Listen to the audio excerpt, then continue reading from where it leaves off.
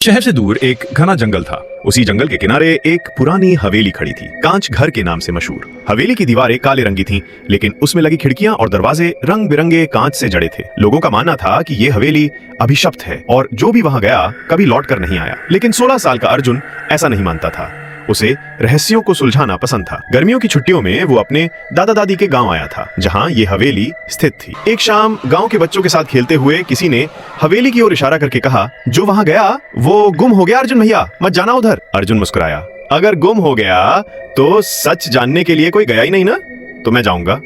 अगले दिन सुबह सूरज निकलते ही अर्जुन एक टॉर्च, नोटबुक और एक कैमरा लेकर हवेली की ओर बढ़ गया। रास्ते में पक्षियों की आवाज और हवा की सरसराहट उसे रोमांचित कर रही थी। हवेली के भीतर कदम रखते ही ठंडी हवा की एक लहर उसके शरीर से टकराई। दीवारों पर लगे कांच से रोशनी छनकर अंदर आ रही थी, जिससे पूरा कमरा किसी इंद्रधनुष जैसा दिख रहा था। मगर हवेली वीरान थी, एक अजीब सन्नाटा।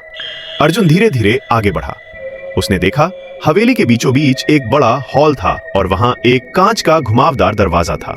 जब उसने दरवाजा खोला, एक रहस्यमय सीढ़ी नीचे की ओर जाती दिखाई दी। नीचे उतरते ही वो एक गोल कमरे में पहुंचा, जिसके बीचों बीच एक पुराना कांच का पिंजरा रखा था। पिंजरे के अंदर एक किताब तैर रही थी, हाँ, हवा में।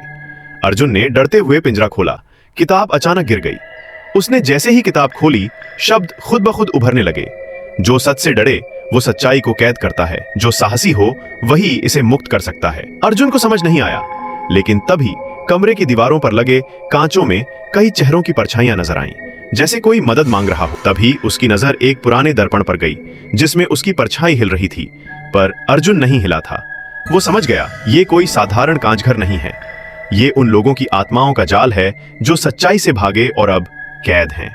अर्जुन ने तुरंत कैमरे से उन परछाइयों की तस्वीरें ली, किताब बंद की और सीढ़ियों की ओर दौड़ पड़ा। बाहर निकलते ही हवेली ने एक जोरदार गूंज की, जैसे वो चेतावनी दे रही हो कि ये रहस्य बाहर न जाए। गांव लौटकर अर्जुन ने अपने दादा को सब कुछ बताया।